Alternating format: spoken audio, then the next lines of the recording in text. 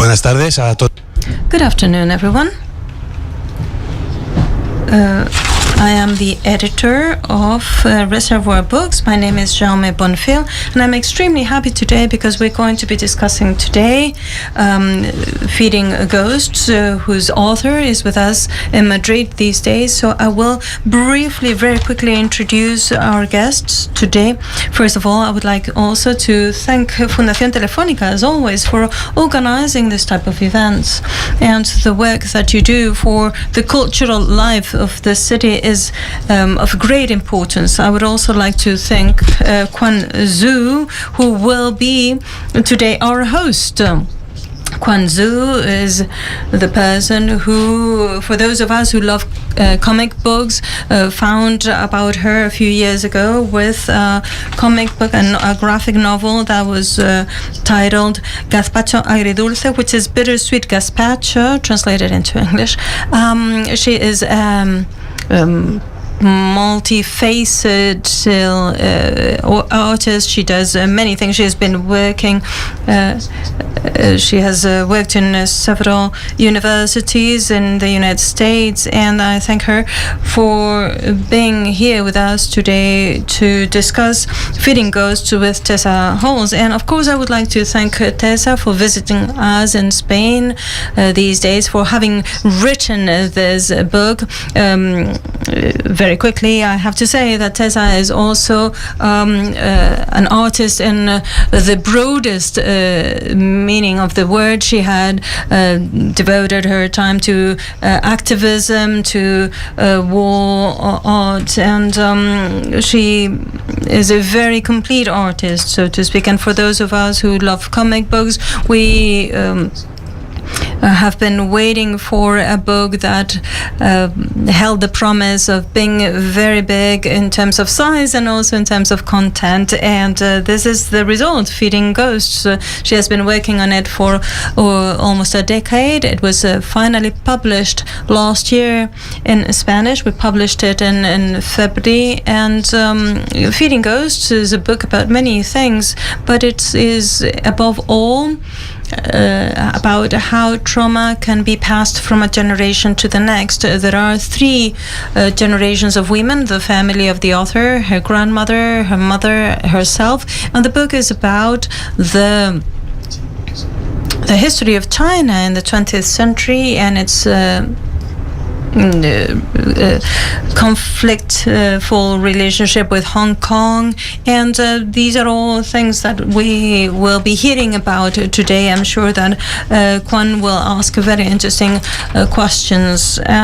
Also, I have to say that Feeding Ghosts is a very complex book that has been received with extremely positive criticism. It has been compared as a work to books such as Persepolis or Fan Home from Bisnell, and given its relevance has been shortlisted and to many awards, and has won several awards. I will say that one of the awards is the Libby Awards that is given by the United States Librarians, and the biggest news came this springtime when she obtained the Pulitzer Prize in the category of memoirs and autobiographies. It is the first time that a graphic novel competing in equal conditions with non-fiction books has ever won this award. That is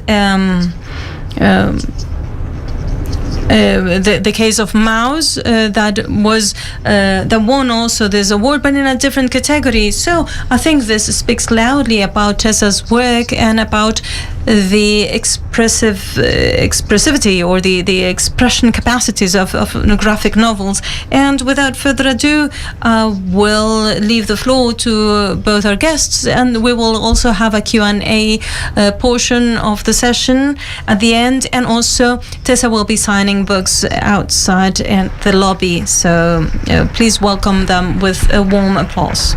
Thank you.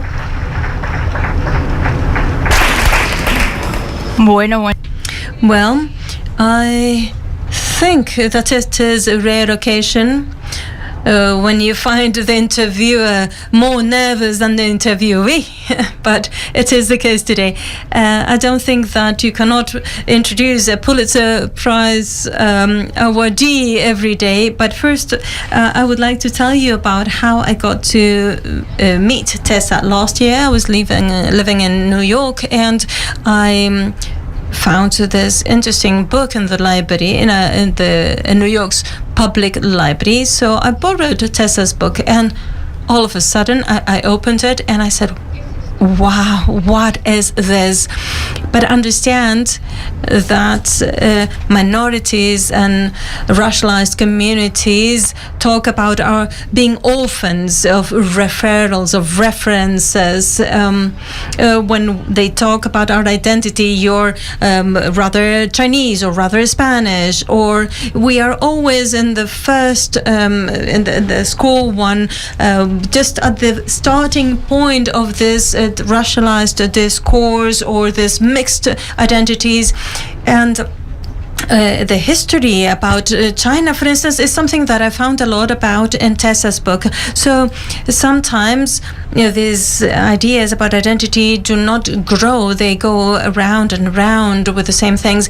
But in Tessa's book you find so many details that I believe that she needs to be a little bit obsessive to have so many details. But I found so many things. It was like the next step after people do not talk about as Chinese, about what happens when we discover that there are multiple identities in one person. What happens after that? Well, what happens is just your book. It was incredible for me to find you, and it is we talk a lot about the fact that those who are creators in the cultural field, and when we get together and we feel somewhat orphan because we are a part of a minority and part of this mixed identities, when we find each other, it's sort of a friendship that comes about immediately.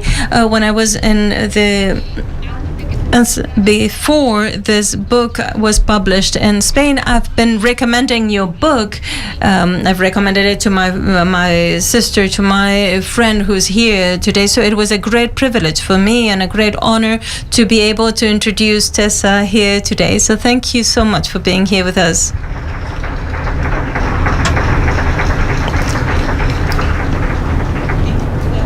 And thank you everyone for being here tonight. I love that you found my book in a library, because the library was my first home, and you know, I've lived this really geographically non-traditional life, but everywhere that I've been, I get a library card and then I try and hold on to it. So I actually have 5 active library cards. ¿De qué países? All in the US, but in different states and places. Bueno, y este libro, o sea, ya nos adelanta un poquito de qué va. Well, we've talked about the topic of this book, but I would say some words that resonate with me. I think that there is a very tough family history here, but it is also about identity, mental health, trauma. I like that you talk about mental health of your mom and your grandmother, because it is never mentioned. What happens with all these people who have to break up with their whole lives for whatever the reason? And I also love the reflection on what the culture of of your origin means, and what it means to be part of this United States culture, and what happens when there is a language barrier, even with your family. Maybe if you have this family household, you don't conceive the idea of having your language barrier with people who are your close relatives. And I think that it is also about coming or getting together when you go back to your own history and to claim what has been yours forever. And I read all these things in this book. Has anybody read the book here in the room? Whoever has not read it, please go and buy it, because I think it's the best Christmas gift that you can make. It is a wonderful, a fantastic book, an incredible book. So Let's launch my first question. I would like to know why you chose comic, graphic novel, and why black and white. The instant that I started this book, that I could only tell it as a graphic novel because there's so much history in it that if I had done it just in words, it would have been 900 pages. It would have been academic and boring, and no one would have read it. And a lot of the sources that I used for my research were books like that. And even as somebody who was trying to meticulously learn everything that I could about this era of Chinese history, I was like, oh my God, this is a slog to read these things. But if I did it with pictures, I knew that I could retain that emotional impact and have my readers understand that history is something that happens to real people, and I could show them through these depictions of my family the way in which we were all carrying this past forward into the present. And I think the reason I knew that a graphic novel was the right format was because of works like Mouse and Persepolis that really showed how you can take this vital story of one family and then expand it outward to show how there are hundreds of thousands and even millions of people who are all responding to these same historical fissures. And in terms of black and white, initially, I thought that I was going to do it in color because my background was as a painter, and I love working in a really bright color palette. So I thought, I'll draw it in black and white, and then maybe I could color it digitally at the end. And I thought at first that I was going to use 3 different colors to jump between time periods. But as I started to get more fluent in comics and my visual language as a painter started to come back in, I realized that there was already so much going on in here that it would have been visually overwhelming if I brought color in. And additionally, one of the themes of the book is looking at things that are presented as binaries, and this is something that we share, this idea that you have to be one thing or you have to be another. And basically using the form to say, okay, both these things are simultaneously true, and there's a third invisible part. And I felt like by depicting it in black and white, it would really speak to that tension of you have these 2 different things, but then there's also this third story going on. Sí, yo hice eso del color palette para distintos. It's true. I did use that, changing the colors for different time periods. You have also mentioned about you've talked about your visual artist journey, but did you know when you started that it was going to take you 10 years? No, I did not.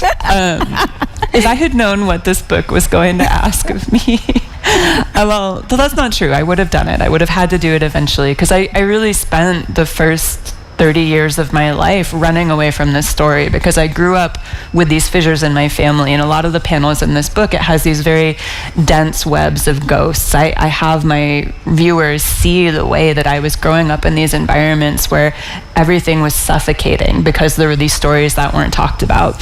And I really spent my 20s becoming this wild adventurer. I depict myself in the book as a cowboy going to these really extreme wilderness places. And I remember finding myself in Antarctica and thinking, well, shit, if the ghosts are still here, there's literally nowhere further I can go. And that was, I think, the point at which I started to realize that the only way that I was going to find peace from this story was to tell it.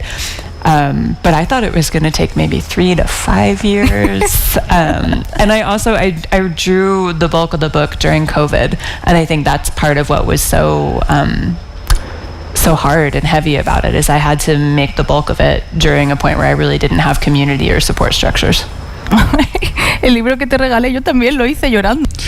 The book that I gave you as a present, I also made it crying during COVID. So Es la metodología de. So how's the methodology of doing a book that takes 10 years? I don't think that I have any sort of relationship that lasted 10 years, except for my family, my relatives. But I only know another female author who has published the book called The Body of Christ, that also talks about her mom's mental health. I think you probably liked it. And it also took her 10 years. But I wonder how did you go about working on this for 10 years? What's the methodology behind that? My first step was to read a lot of books. That's whenever I'm in doubt, I go to the library. But at least in this case, I had a really clear starting point because my grandmother Sanyi was a journalist in Shanghai during the communist takeover, and after she and my mom fled to Hong Kong to escape political persecution, my grandmother wrote a memoir called 8 Years in Red Shanghai, and it was documenting those 8 years where she was being persecuted by the communist government while also being a single mother. So her book had all of these huge points of Chinese history that were interwoven in her story, and she just happened to be born in 1927, which was the first year of the Chinese Civil War. So I knew that I was going to have to understand that history to tell my grandmother's story. So I just started reading a stack of books and finding everything within that time period and cross-referencing it with my grandma's memoir. And that was the easy part, because it's really easy for me to disengage, to become analytical and just treat my family like a research project. And the part that was much harder was realizing I also had to tell this story about these deep wounds between mothers and daughters, and I couldn't pretend that I wasn't a part of that. Sí, me acuerdo de una frase que tiene. I remember one of the sentences in your book that says that I wanted to tell the story as in the most unbiased way, without anything emotional, but the book is truly emotional, truly moving, and I think that it is one of my favorite parts when you explore the relationship with your mom and with your grandma.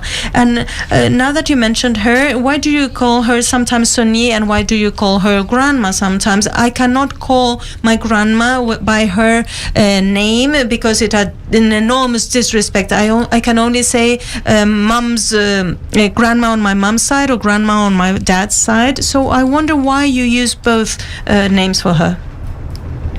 Ways I was freed of Chinese expectations about etiquette, because my family, it was like a little asteroid that broke off and became so separate from the rest of my family, and so I didn't grow up understanding what was rude, what was correct, and I love that you talk about this idea. I think, and I imagine in your book we probably have something similar, talking about in Chinese families you call people by like third uncle, big brother. It's all about who you are in relation to others, and within my family there was no one to relate to.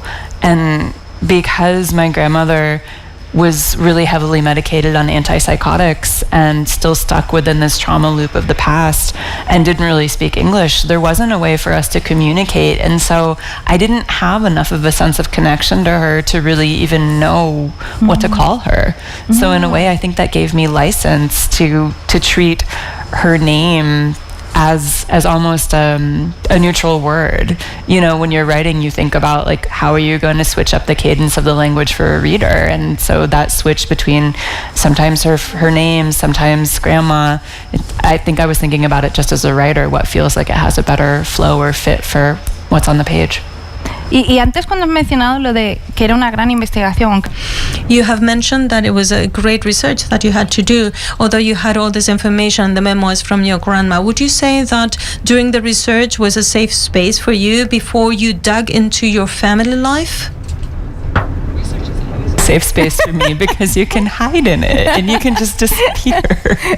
And I think I always found solace in books. I couldn't help the fact that it was a really depressing story, but the only pages where I could put in some real joy and levity are the ones where I'm talking about childhood reading. And I draw myself in the book deliberately. Anytime I'm in my childhood, you almost always see like little childhood me is looking at the world from beyond the pages of the book. And then when I'm depicting interviewing my mother, I have a notebook. There's always the written word and paper to serve as that intermediary for experiencing the world. So absolutely, the research felt like a safe space, and I think what felt much more vulnerable was then having to take everything that I've learned and putting myself inside of it and saying, okay, if these things happened to my grandmother, which in turn ricocheted into my mother, then they also have impacted me in ways that aren't analytical, in ways that are emotional, and I'm gonna have to go there, as much as I really didn't want to. Es que, en cierta...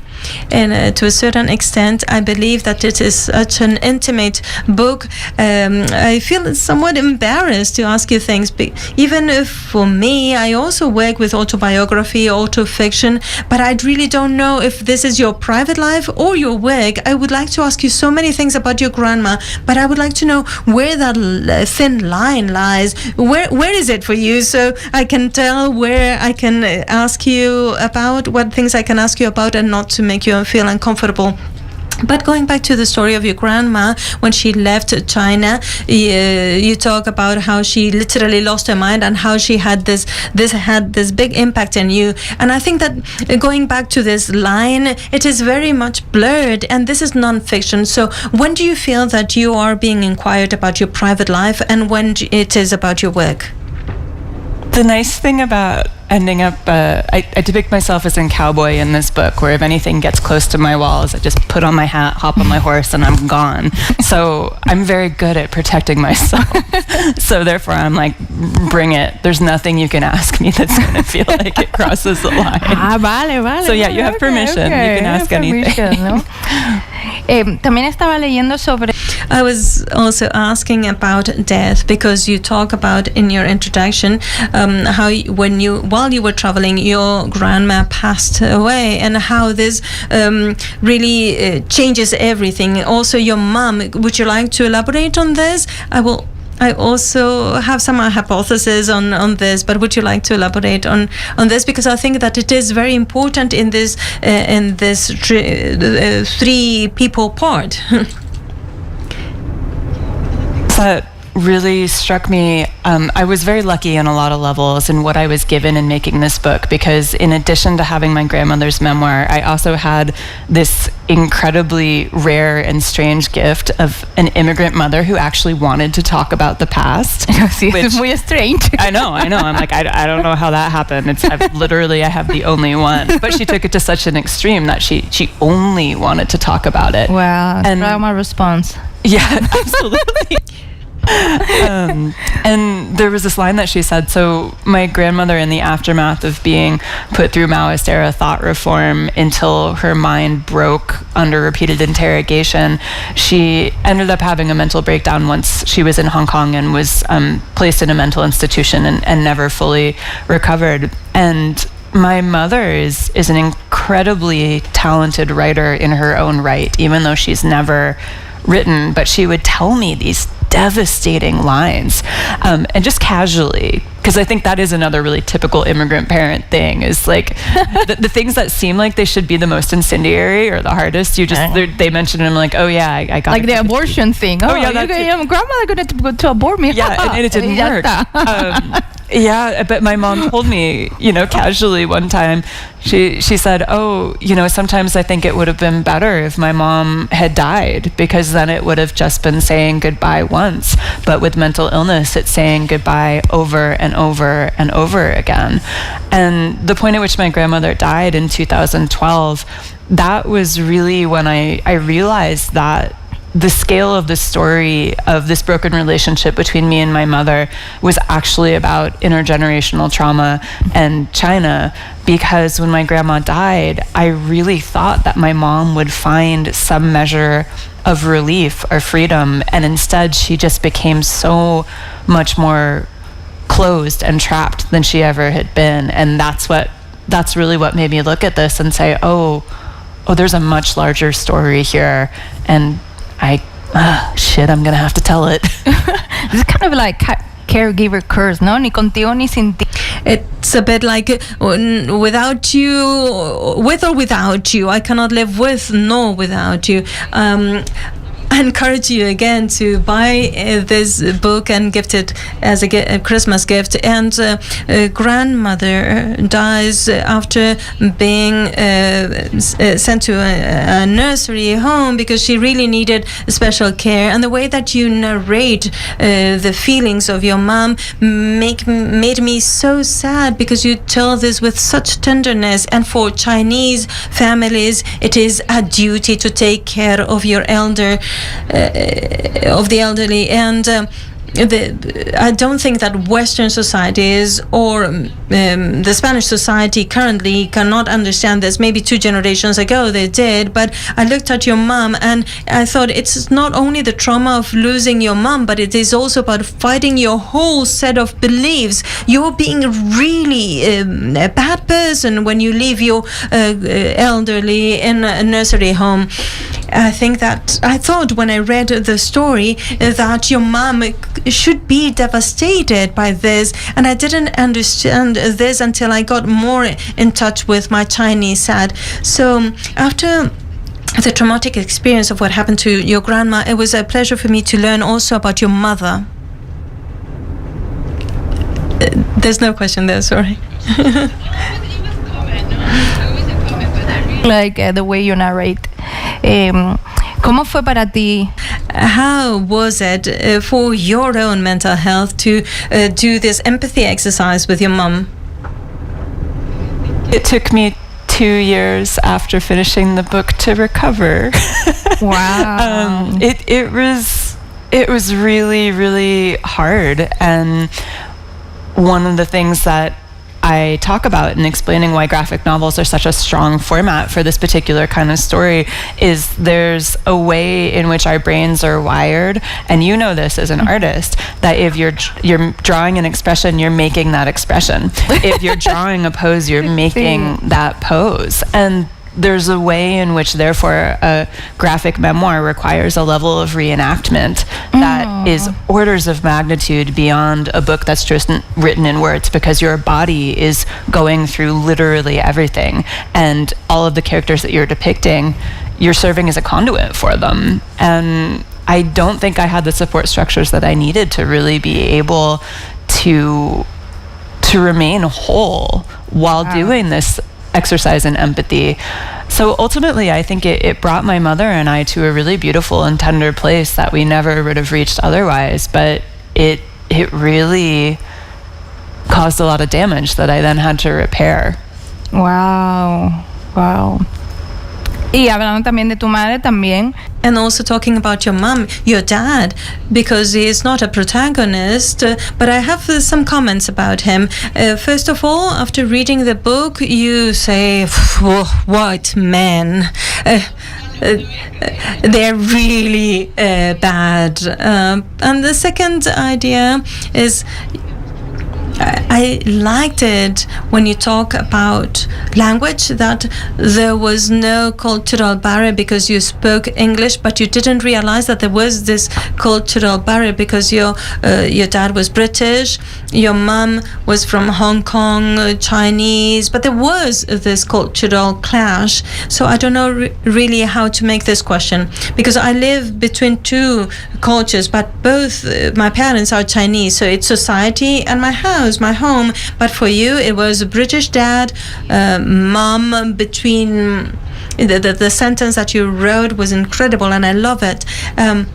My mom married my dad because it was the way she could marry somebody from her own culture that was a British culture.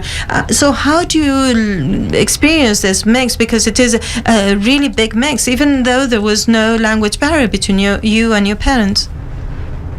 It's probably the point in the book that just broke my brain the most in terms of research is when I went to Hong Kong and I saw the school that my mom had gone to. So basically after my mom and grandma fled China and my grandma had her mental breakdown, my grandmother had used the small amount of money that she got from publishing her memoir to put my mom into one of the best boarding schools in Hong Kong, and then the money ran out.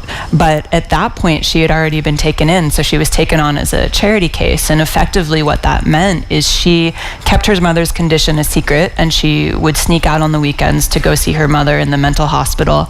And so she was basically raised as an orphan by British expat teachers, and because of that she was growing up in an environment where she was taught the superiority of High Queen's English and British culture. And when I was conducting interviews when I was over in Hong Kong on research, and I met some people who had been at that school the generation before my mom, and they were saying that they would be hit on the knuckles with rulers if they spoke Chinese. And I asked my mom if that was still the case when she was there, and she said, oh no, it was much more subtle. Instead, if we spoke Chinese, we would be told, oh, well, you know, there are people here who don't speak Chinese, and that's rude, and we wouldn't want to be rude. That's so British. I know. And so that was my realization when I got to Hong Kong was, oh my gosh, this really specific way that my mother speaks, it's not just her. It's someone who speaks Cantonese who's been taught High Queen's English. And I hadn't realized how much when my mother came to the United States and wanted to find something that felt like her own culture, when she met a British man with a high-class British accent, that felt like home to her. And so I just remember realizing that and needing to sit quietly and have a good long think about everything. Y me gusta mucho el I love this idea of Hong Kong and the colonialism that you mentioned, because in Spain, when we talk about colonialism, we talk about Latin America, and we also talk about the African descending communities, but we never talk about colonialism and the impact it had on China. Now, you have made a lot of research, so I would like to ask you a little bit about that, or if you could tell us a bit about what happened, a little bit, because it's something that we don't hear about here in Spain, and it's something that I loved reading in your book. That's hard to summarize. You know, bueno, tenemos, we still have like 10 minutes for you to give a masterclass about colonialism in China. Okay. No, so originally I thought I was going to be able to keep this story to just within, you know, Chinese Civil War to end of the Cultural Revolution. Mm-hmm. But I think being a journalist, being a historian, it basically means you never outgrow that 9-year-old phase where you keep asking, but why? But why? But why? I say that a lot. And so eventually in trying to figure out what was it that allowed my grandmother to basically go against societal trends, to become a single woman who moved to Shanghai alone to become a female journalist, and realizing, oh, that's because that entire city was basically invented for European economic interests to be able to profit off the opium trade. Mm. And so Shanghai was completely distinct from any other city in China because it wasn't entirely Chinese, but it wasn't entirely colonial. And so what you ended up having was these international concessions where there would be boundary stones marking essentially when the city would stop being Chinese and would be French. The French concession, yeah. Yeah, and there were basically two sets of laws, and you had these parallel universes intersecting where you would have white men going to high tea and playing polo outside of the Chinese citizens living in walled cities and slums. And Hong Kong, the one thing that I wish that I could have gone into in more detail was the complex relationship between Hong Kong, mainland China, and Britain. But that's something where, you know, that's a whole separate book. And so I had to make the choice to not talk about how all of the history of broken promises by a political regime, the false promise of political sovereignty, how all of these things are repeating now in this really profound way. Because basically what happened is in 1997, the British agreed to give Hong Kong back to China. And my mom actually traveled there because she wanted to see the handover. It was really important to her. And then they promised that for 50 years, mainland China said that they would leave Hong Kong intact with the ability to have independent elections. And in short, they lied. And everything that has happened in the last, I would say 15 years, it's really accelerated. Hong Kong is basically it's like an inflection point for these much larger political issues, and I would have loved to be able to explain that more. También me gusta cuando hablas de Hong Kong también. When you talk about Hong Kong, you also talk about Eurasians. Would you like to elaborate on this? Because I also loved this idea, this category, that it is not an in-between category, it is a standalone category. Yeah, so in the US, if you are biracial, you are basically a walking sociology experiment, and people are always just defining you by what you are or are not enough of. And so, yeah, people are always trying to figure out, like, oh, well, what category do you belong to? Whereas I went to Hong Kong and everyone's like, oh, you're Eurasian. We know what you are. There's lots of you. There's like whole dynasties. You have your own cemeteries. And there was no confusion. And that's because when, again, the British needed to be able to make money using Hong Kong as a port, they needed people who could be intermediaries between the local ethnic Chinese population and then these white businessmen.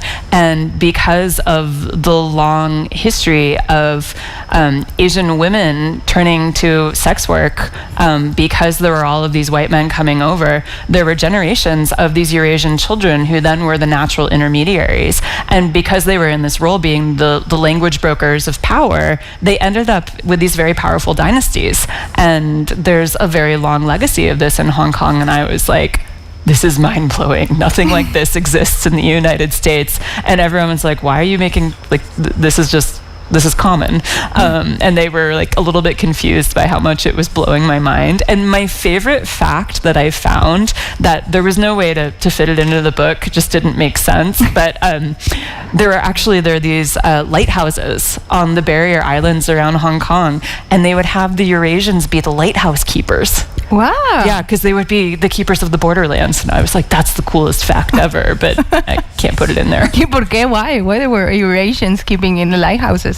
There wasn't really an explanation for it. It just somehow they started, and then like it became a tradition and they kept doing it. But I just love that idea of these people who live between categories being the people at the edge of the water, not quite on land and not quite at sea. Es que cuando yo hablo en mis when I talked about the identity in my first talks, I thought it was something like mathematical. I thought that I needed to split the different parts of me with a number, like a measurable thing. So if I was born in Spain, maybe I would be 70% Spanish and 30% Chinese, for instance. And now I say that that is not correct. Identity is something that you cannot mathematically define. And for me, the encounter, the idea of defining oneself as a multicultural person, not biracial in my case, because I am not bicultural by nature. Now, what do you think of the Wasian term? For those of you who do not know what Wasian means, it's a white and Asian, and if you're black and Asian, you're Blasian. But this is like a term you would use in the United States. What do you think about those terms? US has an obsession with trying to categorize and name things, and that as a culture, we are very, very bad at accepting complexity. And I think a lot of the ways that, especially now, the current political regime is playing out on an international level, we want simple answers. We want things to be reductive. We don't want to sit with the fact that things are interconnected and don't fall neatly in line. And so I think the existence of terms like that is a very American, like, we just want something to call you. And I think people have different relationships to those words, and some people find empowerment or identity in them. And for me, this is where, if you're a writer, you get to just take the bird's eye view and say, well, I just think about this structurally as language, and I don't have any personal relationship to that, but I do find it interesting. Además, en tu libro hay un momento en que encuentras in your book there's a time when you find friends, and they are all sort of blended people from different cultures. So my peer does not need to be from Hong Kong or from Hong Kong or from anywhere. My peers are simply a blend of different things or culture. Would you be able to explain what do you think it's your connection with those people who come also from multicultural environments? I think I feel a sense of kinship with people who have had to learn to navigate the world from multiple perspectives. And a book that really made me think was Isabel Wilkerson's Caste, where she looks at the racial dynamics of the United States and says, well, what if instead of looking about these things in terms of racial categories, we look at them at conflicting categorizations of power. And what makes people so confused or uncomfortable, it's not actually about race, it's about power and access and where they fit within society.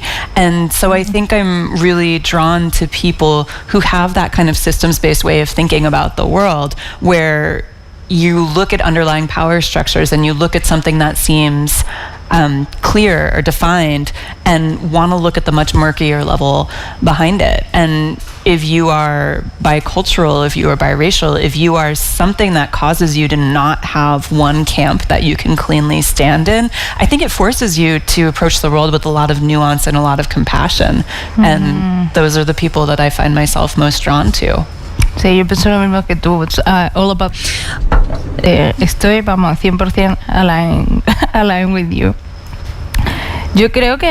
I believe, as we said, that 7:45 was the time to open the floor for questions from the audience, because otherwise I would keep on asking questions and you won't have any time to ask questions from the audience.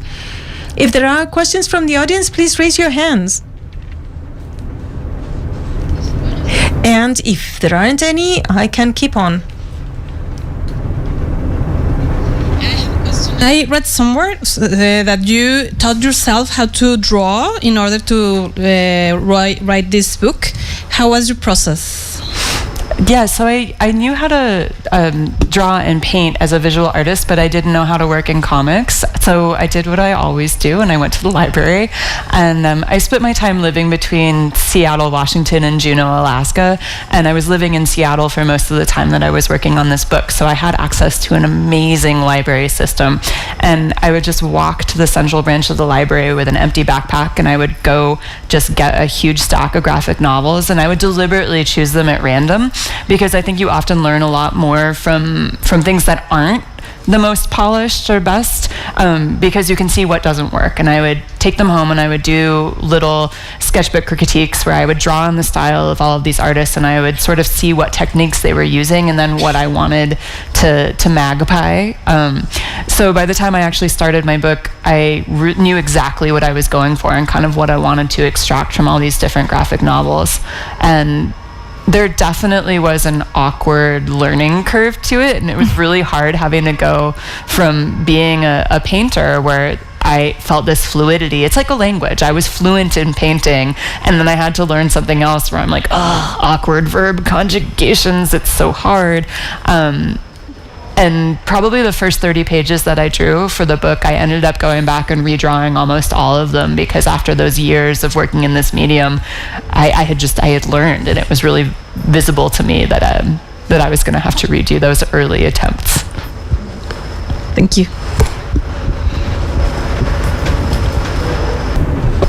Hola. Hello, can you hear me? I would like to ask you, one of the things that I was most impressed by with from your book is that when you start researching about your grandmother, you start talking about your perception of her, and then you look at her from your mother's perspective, and then you analyze her own autobiography, and there is a sort of a process of reframing this constantly, the story of your life even, and who these people are. This could be a weak person, but then it was an independent woman, maybe ambitious, maybe she knew what she was looking for. So I wanted to ask you, if after you finished the book, do you feel that you closed this period of your life, or if with these talks you still are in the process of understanding yourself every time you talk about this, or would you say that you have turned to the page and that you're looking onto new projects? It's both and, because anytime something is a clear binary choice, I think both things are true, and then there's also something that has elements of both and neither. I think part of the reason that I ended up taking that approach of looking at my mother and my grandmother and some of their choices from these different angles actually comes from the side of my life where I spend a lot of time in the wilderness. And I think about the fact that your perspective changes when you hike up a mountain, and your vantage point is different depending on where you stand. And I think because I've reinforced that in myself over and over again in really physical, literal ways, it makes me always want to circle around anything that I'm trying to understand, to see it from as many perspectives as possible. And in that sense, I don't think my conclusions will ever be truly static, because we're always going to be shifting how we see what we've learned, and the past changes as the present evolves. I think one of the main reasons it's not static for me is my mom unfortunately has dementia and has pretty advanced Alzheimer's, and so I'm watching her lose her ability to understand her own story and really almost regress into the childhood that she was never able to have. And I spent a lot of time visiting her and spending time with her in a caretaking role that I never would have been able to step into if I hadn't made this book. And so one of the things that I think I'm really reassessing is this notion of, when is it the kind thing to lie to someone? Because I think I had more judgment for my mom's choice to basically seal my grandma off within this closed system of her delusions. And now that my mom is cognitively in a place where she's not really present in the world anymore, I've come to see that in some ways the kindest thing to do is to lie. Wow. Kind of heavy, no? Your grandmother, now your mom. Yeah, there was an element of my mom's dementia started to get really bad just as the ramp up of the book coming out happened. So it's been a couple of years, and so it felt like I had finally finished this task and I was going to be free of tending my family ghosts. And then it became this question of, I made this book about what does it mean to learn how to step into one's duty as a good Chinese daughter, and was doing it in this abstract way on paper. And then suddenly that became my life with my mother, and there was some grief attached to that. And I would say I think she and I are handling it as well as we can, but that's unfortunately my next project, my next frontier is I don't know how much longer my mom has. She still recognizes me for now, but it's down to the waning days of that, and that's actually where I'm going after this, is to go see my mom. Wow, I don't know what good Chinese daughter means anymore. Es una cosa desconocida para mí. It's something totally unknown to me also, what it is to be a good Chinese daughter. It is complicated. And I said before that I was directing this documentary, and one of the protagonists, so actually one of them is here, and another one told me that the stories from migrant families that are have many interest stories that are very dense sometimes, and sometimes you don't even have the privilege to talk to your relatives because they're not in this world, they're not in your country, or you don't speak their language. And I believe that this book is a real privilege. It is a privilege to have had access to something that is really yours. It is a sort of reclaiming something that belongs to you, and also it is an act of generosity to let us all have access to it and let us read it. It definitely feels like a gift for me, especially with my mom's condition, is I have a lot of friends who have had to be in this role of caring for a parent with dementia, and a lot of them hold these deep regrets that they didn't get the family story while they could. And I don't need to worry about that at all. And in a very literal way, I've become my mom's memory keeper, and it's very helpful that literally any question anyone wants to ask about her past, I'm like, oh, I got it. What do you want to know? Sí, y las fotos, porque además tienes muchas fotos. And the pictures, because you also have many pictures, and I also feel I wish that I had so many pictures of my family. My family doesn't have any pictures at all. So sorry, I took the time for the questions, but you still have some. I'm curious about your objectives. Well, I have like two questions, kind of nested questions. First, what were your objectives at first?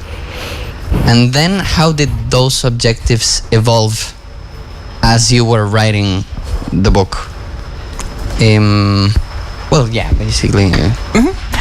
Yeah, I love that question, because I think that if you are working on a project for 9 years, if you end up making the same project you thought you were going to do at the start, you haven't done your job. And I think that's the moment that artists and writers so often faced, is you have the fork in the road where you can take the safe and reasonable path, or you can see that you're being led somewhere where you don't know where it's going to go, but you have to follow it. And for me, when I started the book, I talk about this, that I was just going to tell the history, and it was going to be the information, it was going to be the facts, there were going to be no feelings, I was not going to be a character.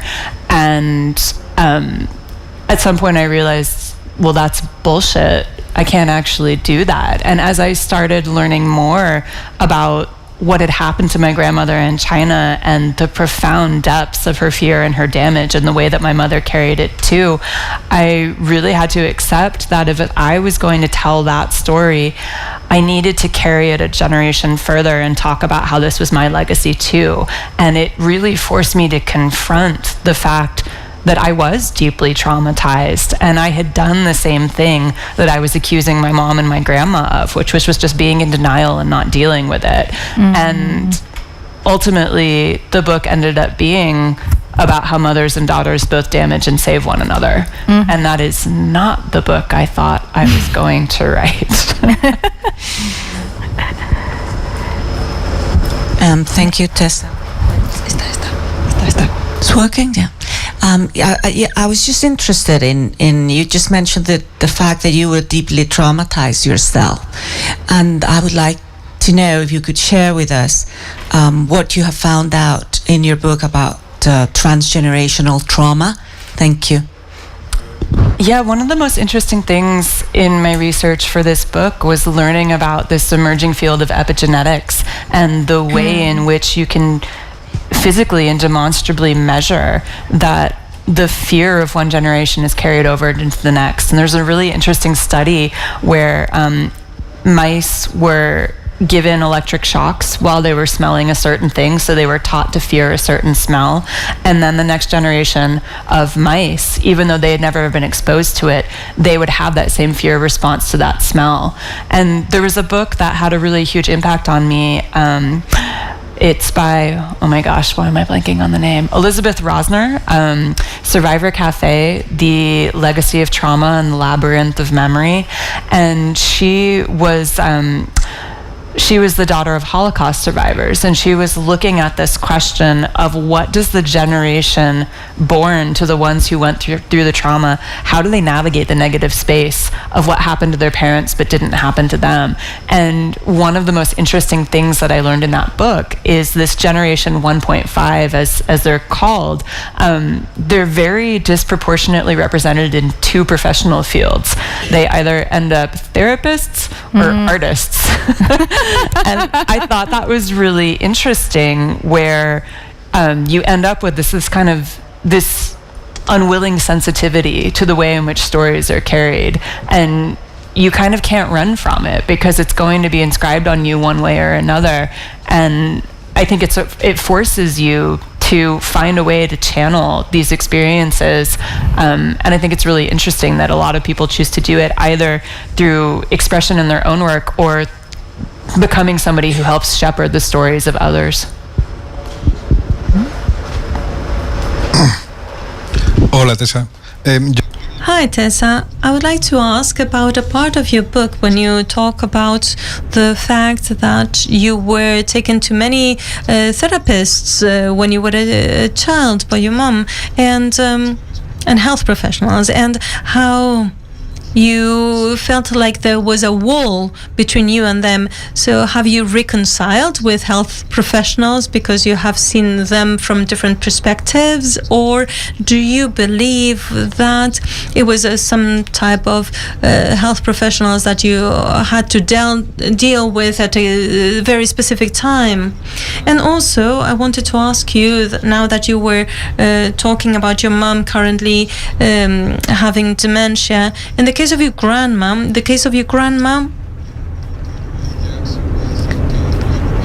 you could easily say that she was driven to madness by all the interrogations and the constant questioning about what she was doing.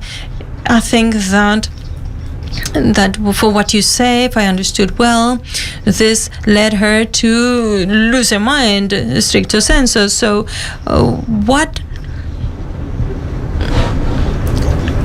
how does this impact you in the way that you face your Chinese side when you realize that this legacy is also impacting you yourself?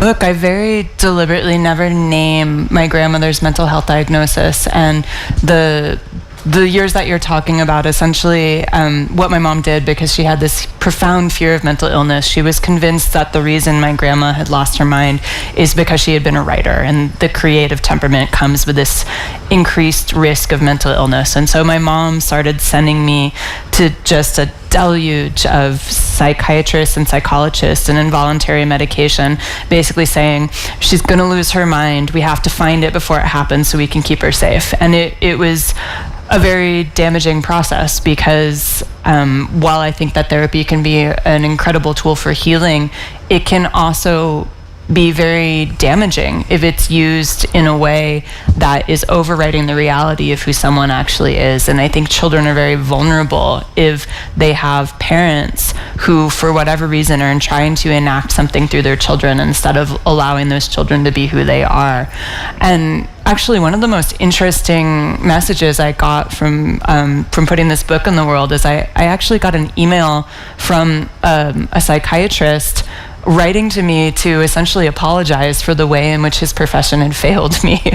And I didn't really know what to make of that, but I think there's a greater awareness now than when I was a child about the fact that if you have a population where everyone is being called crazy, maybe look at what it was that caused them to be in the circumstances that they were.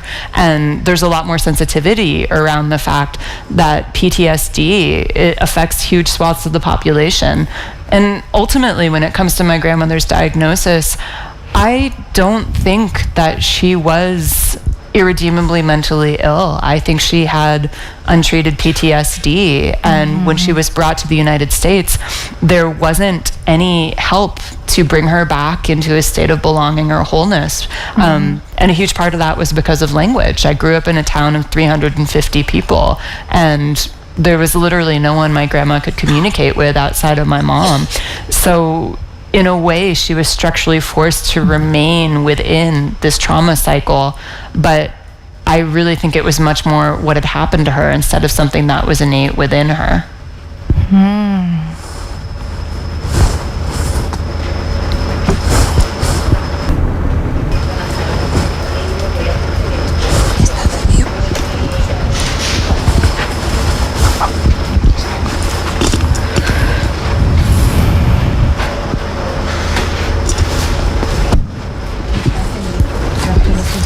Hola, ahora sí. Hello, good afternoon. I would like to ask you two questions. I think that your honest is very honest and very moving at times, and I would like to ask you if your research about your grandma led you to any finding that was too harmful, too painful, that you could not put it into the book. And I would like to also ask you about something that you deal with as a secondary topic, which is the time that you call your fleeing as a cowboy. What were those years like for you? What it is like to travel as a young woman, to travel on your own? How did you navigate all these temporary jobs? Was it a time of solitude, or was it a time of freedom? Would you like to tell us more about this? I'll answer the easier part first about travel. So I kind of accidentally learned about this secret society of seasonal contract work where well, let me back up. It started where I went on a very long bicycle ride alone across the United States. And that, again, really informed this sense that I have that what you see depends on where you stand, and any narrative that you think is singular is much more complicated, because I spent 4 months just talking to people about their lives, and it really made me understand my country in a profoundly different way. And after that trip, I had ended a long relationship, and so needed to just blow up my life. And I was like, what's the furthest away that I can get? And I learned that you could take contracts working at a remote science field station in Antarctica. So I went down there as a cook and learned that there's a secret society all over the world of people who take these 3 to 5 month contracts and don't really have any sense of home. And I just drifted on that for years. And that's how I ended up in Alaska. And then I would go on these big solo adventures, and I loved it. It made me feel really deeply connected to the world. It's given me community everywhere in a really unusual and rich way. But that started to come to an end when I realized that I had to tell this story, and that I couldn't just keep hoarding wonder for myself, and that there was a duty that I was running from. But I loved that chapter. I think I look back on it probably as many people do, to a point of freedom in maybe their early 20s, where you're really just getting to drift. You have energy and no back pay. I know. And then the question about my grandmother, if there's anything that I learned that I felt like I couldn't put in there, I don't think there's anything specific that I avoided, but I did try and really portray her in a way where there was both empathy and judgment, and I wrestled with both of those things. And I will say, reading her memoir was a very interesting experience, because it was really the first time I'd been able to hear her voice. And, it was a side of her where she would write about, and then I smoked a pack of cigarettes and drank whiskey and seduced a banker, and just being like, wow, okay, this is a different grandmother than the one that I knew. And so I wanted to show how she had both this very vivacious, adventurous personality, but also poor judgment and irresponsible choices. And I think, hopefully, I managed to put both of those grandmothers in the book.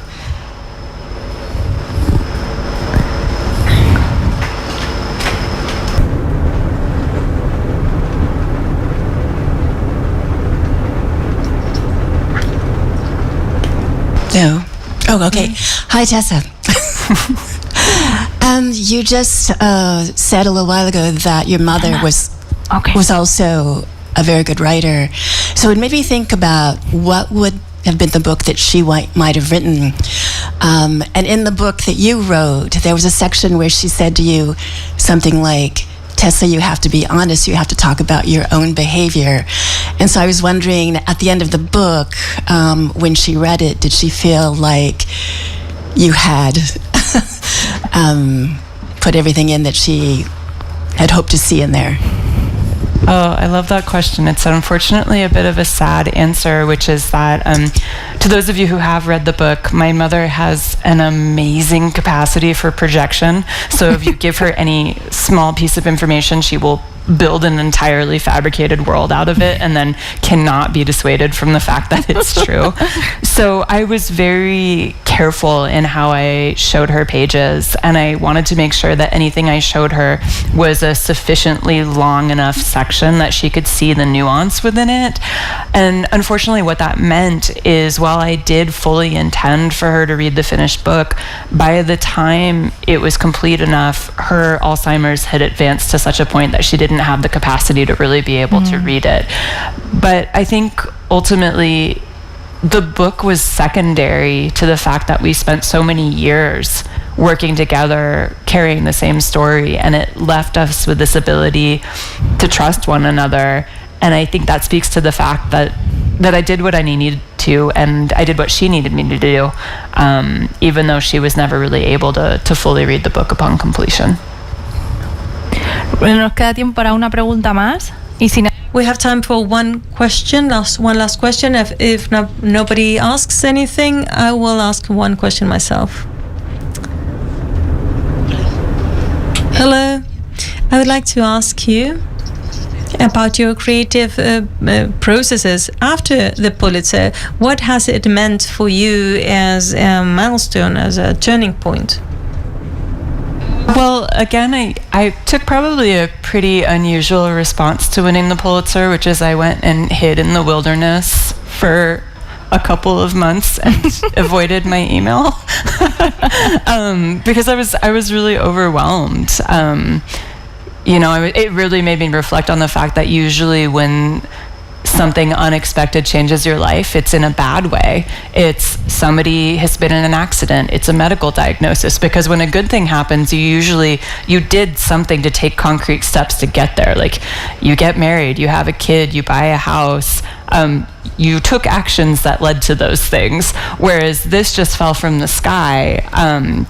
Because you don't nominate yourself and they don't tell you you're being considered, so you just have the most surprising day of your life when you find out at the same time as the public did.